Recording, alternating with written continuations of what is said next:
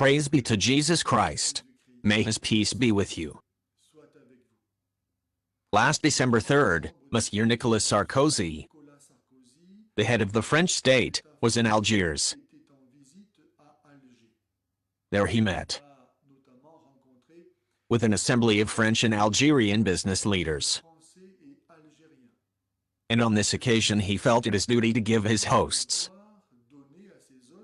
an assurance of submission to Islamic correctness. In this speech, we find the following. When you threaten an Arab, a Muslim, or a Jew in France, you threaten the Republic. But in this sentence there is an enormous amalgam, an enormous confusion between that which derives from nature and that which derives from freedom. Being an Arab or a Jew has nothing to do with the freedom of the person who is an Arab or a Jew. It is a fact of nature. You cannot change it. That's just the way it is. It is a gift that precedes us, and that is also why it is completely unfair to reproach someone because of his race, since he is perfectly innocent. On the other hand, being a Muslim is, theoretically, the result of a free personal choice. Since Islam presents itself as a religion, that is, a certain conception of God, of man, of the world, that each person is free to identify with the truth or not.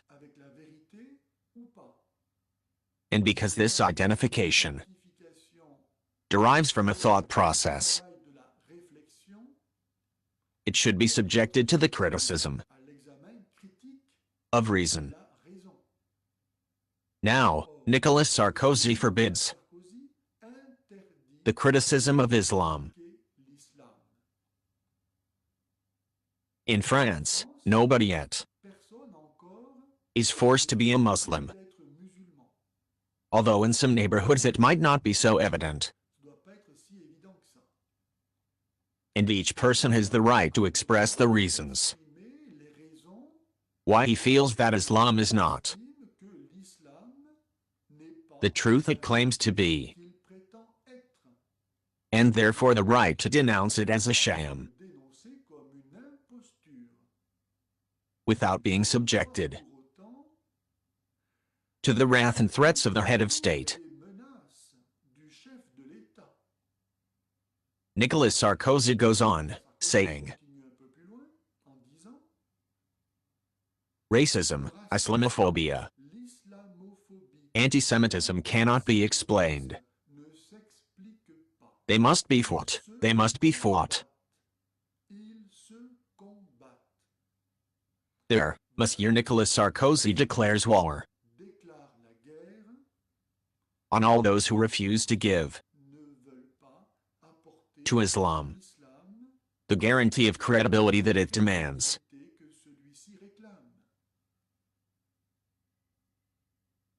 Not to love Islam, to denounce it as a sham, is to be in darkness. It cannot be explained. There is no possible reason for not loving Islam. No possible reason for not recognizing that it tells the truth. How can I love Islam if I do not recognize that it tells the truth? In fact, that it lies? There is nothing so similar to an anti-Semite as an Islamophobic.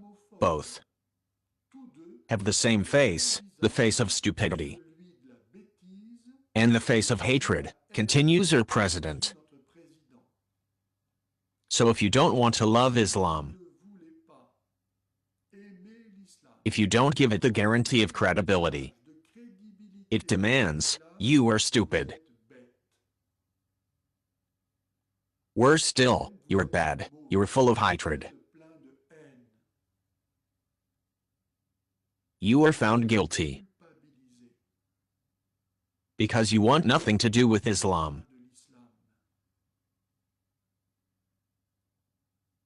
By forbidding criticism of Islam, Monsieur Nicolas Sarkozy not only becomes the enemy of freedom of thought, hence of human dignity, which he claims nonetheless to defend, but a powerful vector of the Islamization of our country. And so, if you are scandalized, as I am, by the turning over of our country by our president into the services of Islam's designs for planetary hegemony, designs bequeathed to it by its founder, and of which there is unfortunately painful proof throughout its history, I urge you to write to him, to let him know. If we do nothing now, it will not be surprising to find that tomorrow we are living in a Muslim country, ruled by Sharia.